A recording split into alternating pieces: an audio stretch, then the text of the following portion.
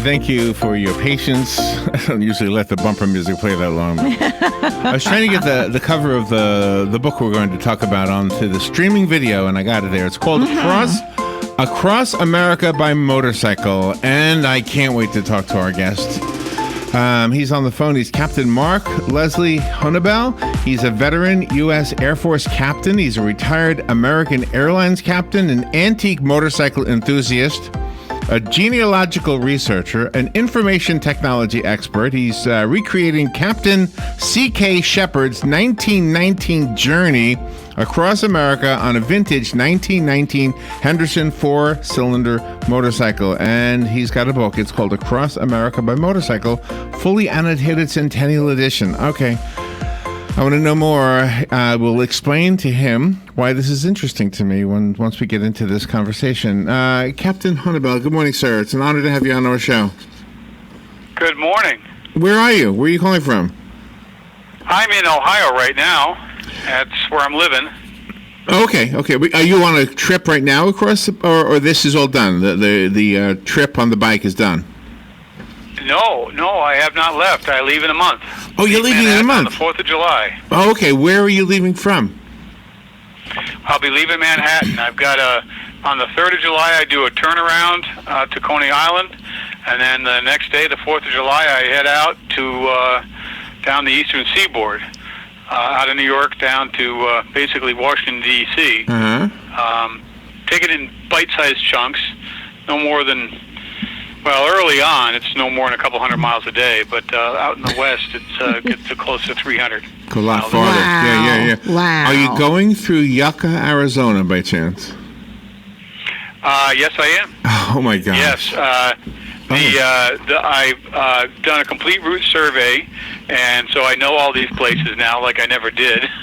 And so, I ended up, Yucca is just east of Needles, California. And so I'll be coming out of Peach Springs and then down southwest through Yucca and then over the Colorado River. Oh, my gosh. So the reason I bring it up is because my brother would have been your kindred spirit. He just passed away a couple of weeks ago, or maybe a month ago now. And he, oh my gosh, this was a motorcycle guy. I don't know the farthest he ever rode. I don't know that he went as far as you're going, but I know he went from New York, from Long Island, as a matter of fact, down here to this part of Florida on a bike trip, and actually took a detour to Alabama. So his trip was maybe 1,400 miles, and that's a haul. That's not an inconsequential amount of riding. And it was in February, just so you know, and it was snowy. Oh. Yeah. Well, now he's highly motivated to get south. Yeah, and he's lived out west for most of his life. Like I say, he just passed away, but he would have loved this book and this conversation. So tell me about the 1919 ride. Who is the guy you're honoring by doing this? C.K. Shepard. Well, C.K. Shepard was a World War I veteran who came over from England. He was a British RAF captain, and he came over after the war, ostensibly for rest and relaxation, and then rode across the country. Bought a bike in Manhattan, literally off the showroom floor. He planned this, but he did just walk into the showroom, pick the bike up, and then headed out across the country, almost 3,000 miles. Wow. And I found the book when I was looking into my own bike's history and in terms of what it could do and what people had done with it. And I was just fascinated that 100 years ago, when there were no roads like we have today, 95% of the roads, he said, were dirt.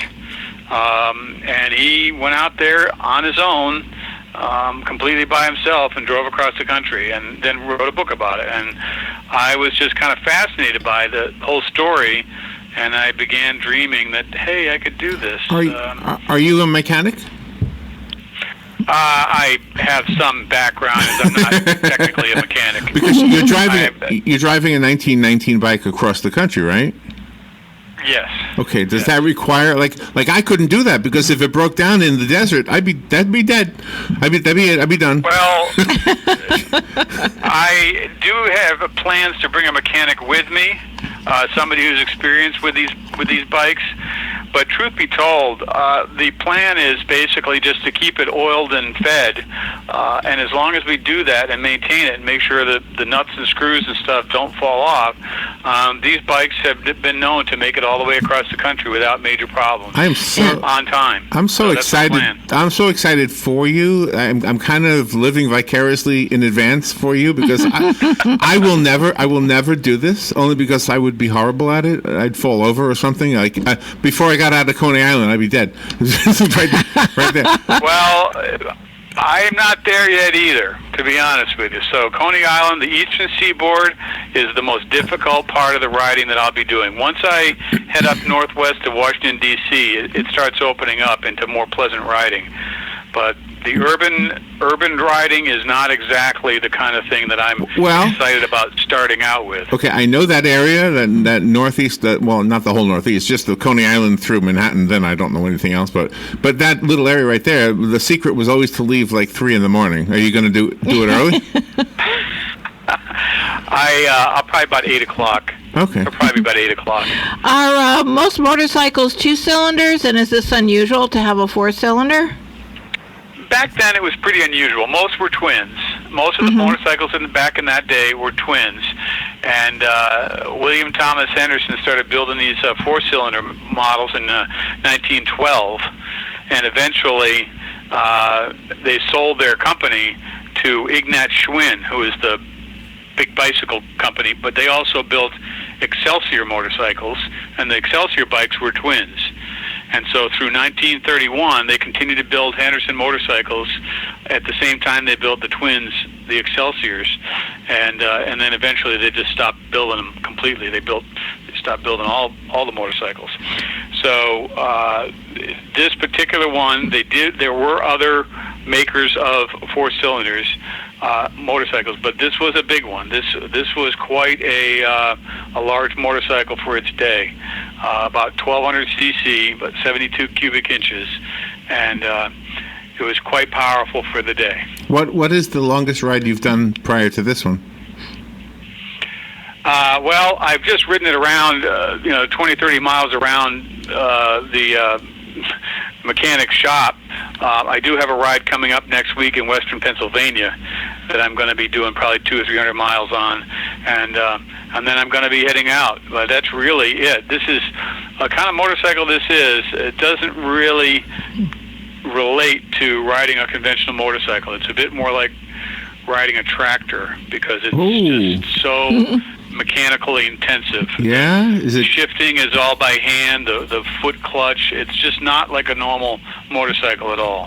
Did you restore the motorcycle yourself?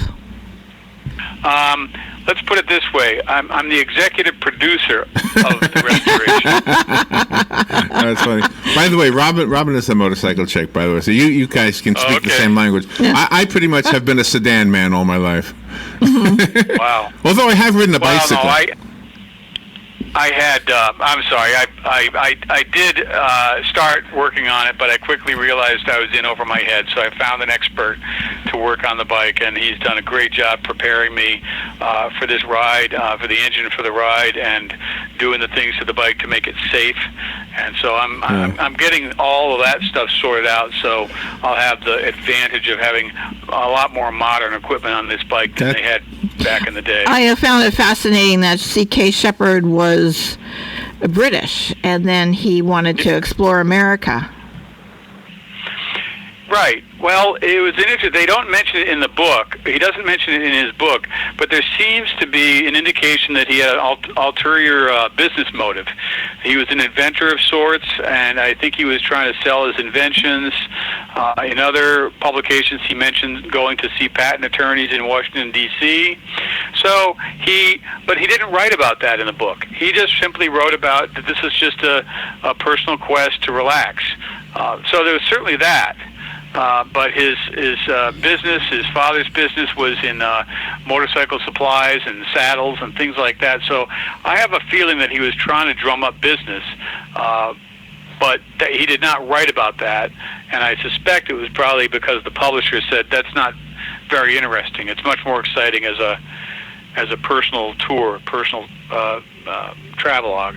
Gosh. I went to your website and I'm looking at a photo of you and the bike. And let's see, I want the listeners to know where I am. I'm at AcrossAmericaByMotorcycle.com.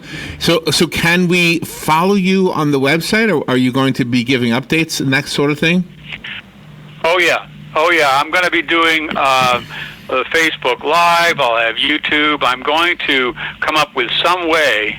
Haven't quite figured out the details of it yet. But some way where people can literally track me live on a map to find out where I am at that very moment. But I also am going to have a detailed map with Google so they can find out what time I'm going to be by their street or their intersection or whatever, because everybody won't be able to come out. I'd love them if they did, but everybody's not going to be able to come out to every stop and things. But if they know I'm coming through, my objective is to get enough information out there so people can see me coming online, and then put their sandwich down, go out to the street and watch me come by.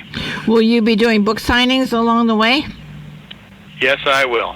That makes sense. That's exciting. Do you know what I love? I've been talking to my folks, and I said, this is a combination of book signing tour and trip, and so it's the publicity for the book and the trip are kind of the same, and it's taken a while to figure that out. Go back to what you said earlier about it being relaxing. It does look relaxing, like from the outside looking in, like the Easy Rider movie, or like I was in the mountains, in the Blue Ridge Mountains one time, and it was just so beautiful. And I thought nothing gets better than this. And then two motorcycles passed me, and I thought, well, that's better. But I've never done it. But it does, because I've got bicycle background, and bicycles were always relaxing to me, but I just can't imagine myself on two wheels next to a semi. That's a hard pill to swallow for me. So, but is it relaxing? I mean, when you're in traffic, or only like when you're in the open road? I would say the open road. Open road is fine, and I don't intend to be doing much interstate driving, so I'm going to be avoiding the tractor trailers. But there's a few places where I cannot avoid it, where I'm going to have to do a bit of interstate driving. In fact, Yucca, Arizona is one of the places, because they've just the old roads just aren't there anymore. But do you know what's in Yucca? I'm sorry, go ahead. I was going to ask you, do you know what's in Yucca that's car related? Are you familiar with the proving ground? Yeah, it's the Chrysler testing ground thing. I never knew that, and I never have been to it. I mean, I was very close to it because I went to where my brother had lived, but and I didn't know it unless I looked at the Google Earth thing. I said, holy cow, look at the size of that thing. And then it made sense why my brother would want to live there, because he was a car guy. He loved cars, yeah.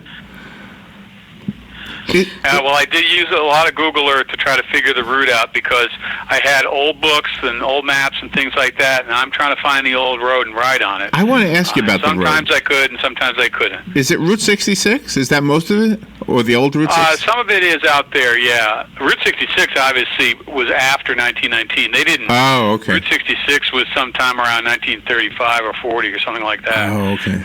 But they didn't even number highways. That was the most interesting part of my exploration, is that I don't think they began numbering highways until the 20s at least. So you're taking the exact route.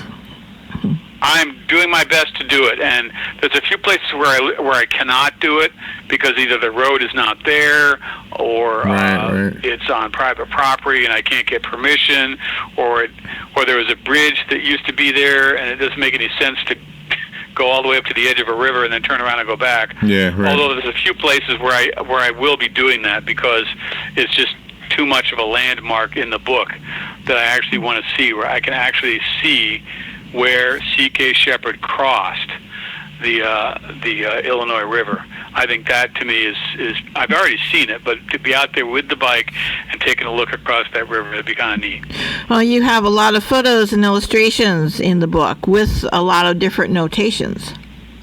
Yes, I do. A lot of them came from C.K. Shepard's son, who I managed to find after an extensive search for even the man's name. That was the real problem, was he did not put his full name in the book anywhere. Oh. So it took a long time to find his name.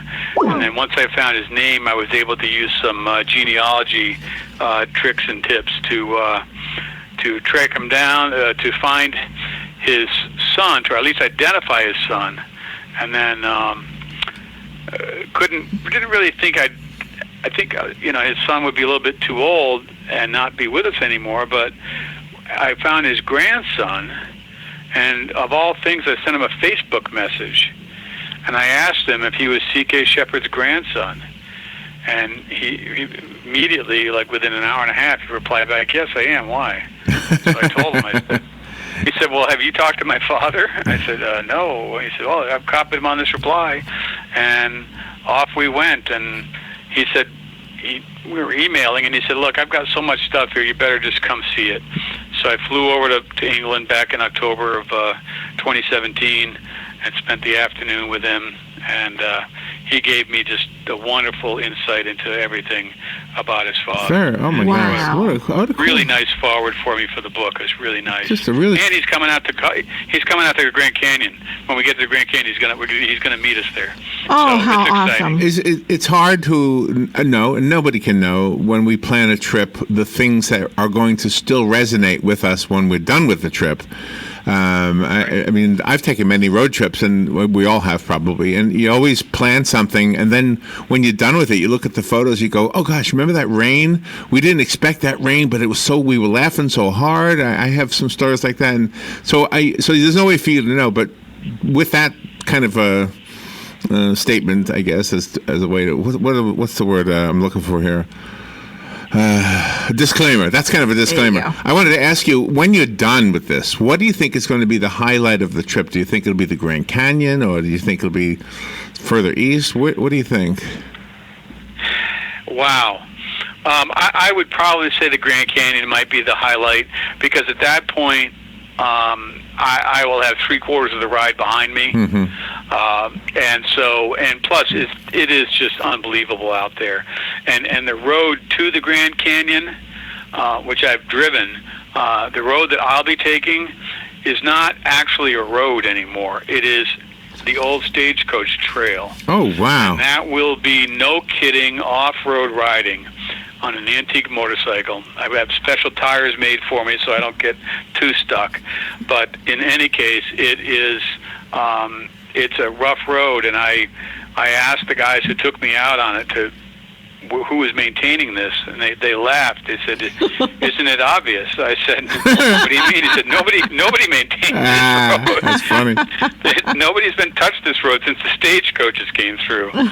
So it was pretty rough, but I just figure that was one section of road that Shepard wrote about in his book, and I just figured I got to make take a shot at making it. So we're throughout your years in the Air Force and with American Airlines, were you able to fly over some of the areas that you're going to be riding your motorcycle to, and were you able to see it from the sky view? Yes, I did. As a matter of fact, not only that, but I had some Phoenix. In fact, that trip that I told you that I took up to the Grand Canyon, I actually did that on a layover with American Airlines. I drove up there and then drove up to the Grand Canyon and came back while I was on a layover in Phoenix. Oh, my. But, yes, I could certainly see a lot of the places, and it gave me some degree of pause about whether I really want to do this or not. Oh, really? Because some of the places are just so remote. But then when I did the route survey, where I scouted the route, I can see from the ground, it's a whole different perspective, and it's really quite nice. But I think that the Western United States is probably going to be, for me, the highlight. But you have to wait and see. You really have to wait and see. Yeah, it's something you can't really predict. I hope we get to talk to you after you're done. I want to follow you as you're doing it, though, just to be honest, not to be stalking you. But give me a call. We'll set up an appointment, and I can call you from the road. I'll have that'd be awesome. helmet. Oh, that'd be awesome. I'd love to do that. Camera and stuff, and my mic, and I can talk to you. I know I'll be able to do cell phone calls. I'm not sure about video, but I can certainly do the cell phones. Well, I did see a tower in the mountains outside of Yucca. I saw one cell tower, so I think you The only place I didn't find any cell coverage is in the hills in West Virginia. And that was pretty much just because they're going up and down these valleys.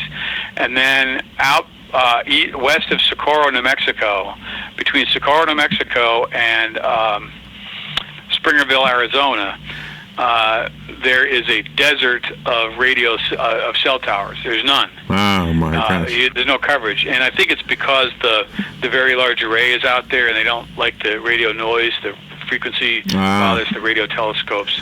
But I was surprised, and it really kind of motivated me for a while to think about getting a satellite phone. Well, I wanted to say something. I'm going to have somebody with me, so that's a good thing. I wanted to say something about the people, because when we talk about a trip, you always talk about the places and the vehicles and the mechanics and the map.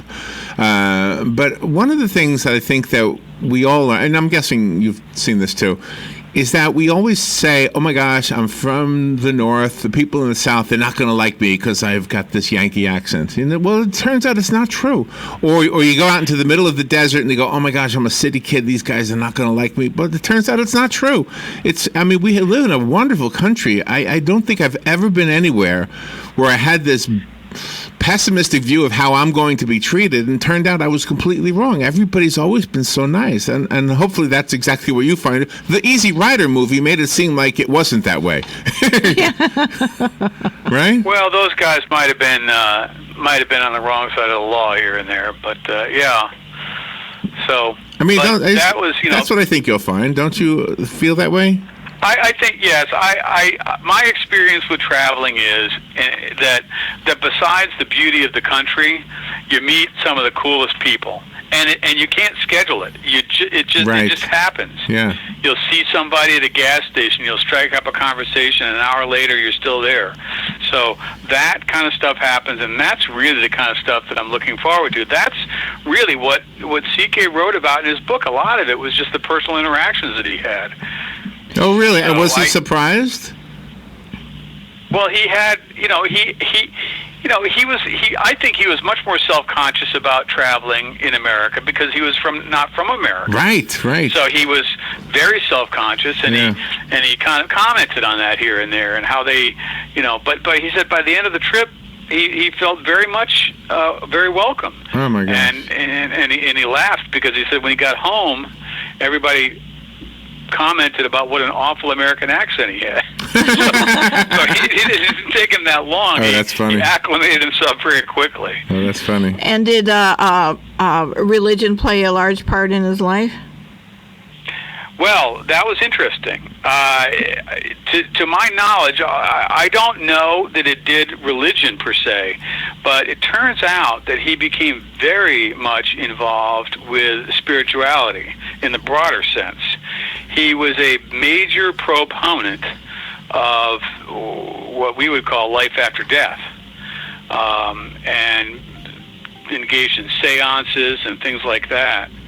And his son, Charles, is a physician with the World Health Organization.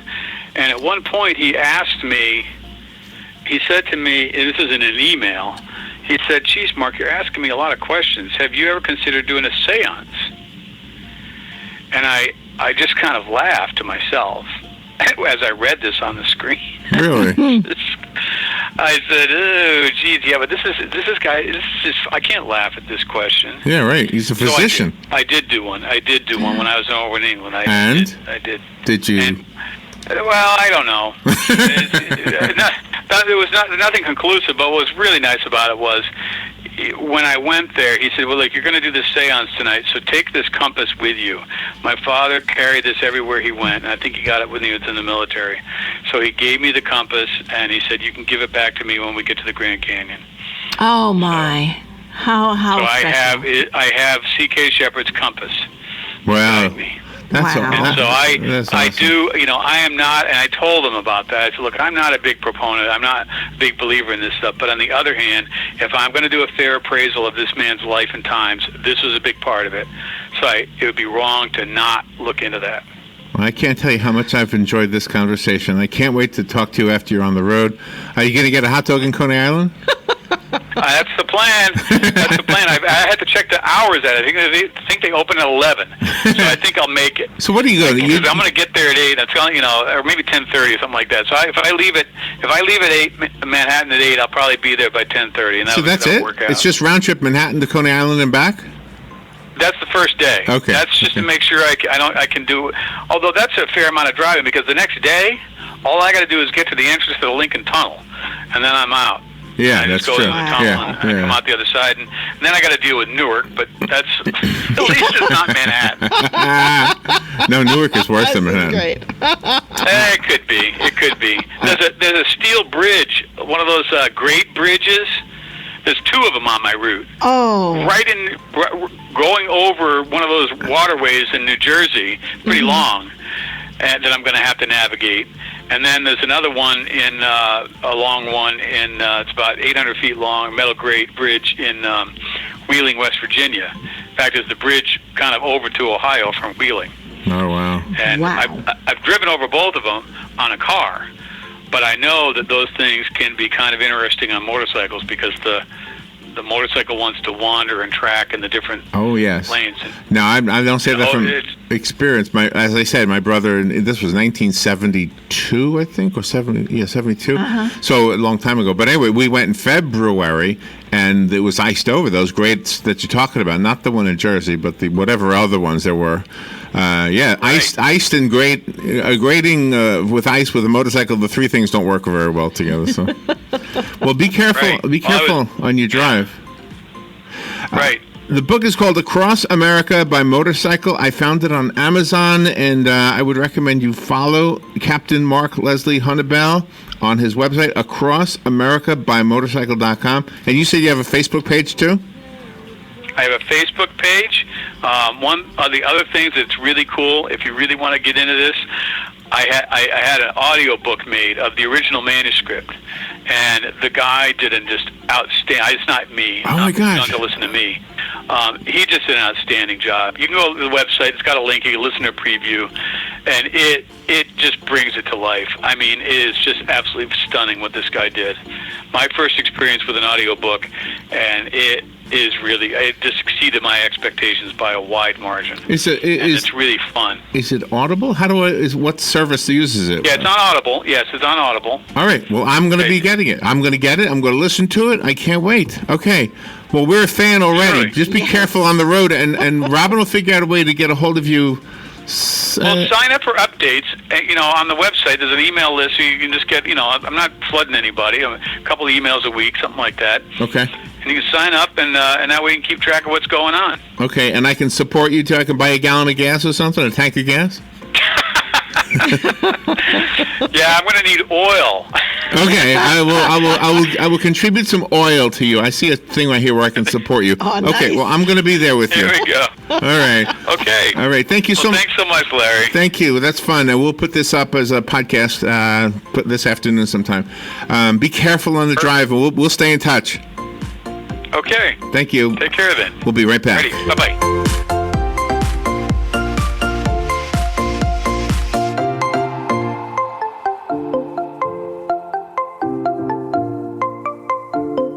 Broadcasting from the Paddock Mall Studios, this is WOCA, Ocala, Gainesville, The Villages, 1370 AM, 96.3 FM, The Source. Here is your 1-minute news brief. With the 2020 census count less than a year away, a new report says undercounting minorities and children will be likely. Another candidate has been announced for the Marion County School Board. Allison Campbell, a local public relations firm owner, has filed to run in District 1. Campbell joins Sheila Arnett, who announced early this year that she would also be running for the District 1 seat. A huge Africanized beehive on a house in Palm Bay is scaring neighbors. Florida officials are applauding the passage of a long long-delayed $19.1 billion disaster aid bill in Congress. Carnival Corporation reached a settlement to pay a $20 million penalty because of ships continuing to pollute the oceans. Federal officials say a $60 million grant should help raise a highway that goes across the Everglades so it won't block water flow into Florida Bay. And Disney World has released the lineup for Epcot's upcoming Eat to the Beat concert series. The lineup includes Hanson, Boyz II Men, and Sugar Ray. And that is your news brief from The Source. Tuesday will be a very warm day with a mix of sun and clouds. There can be a thunderstorm in spots this afternoon, but it should be mainly dry along the coast. The high 89 at the coast, 95 inland.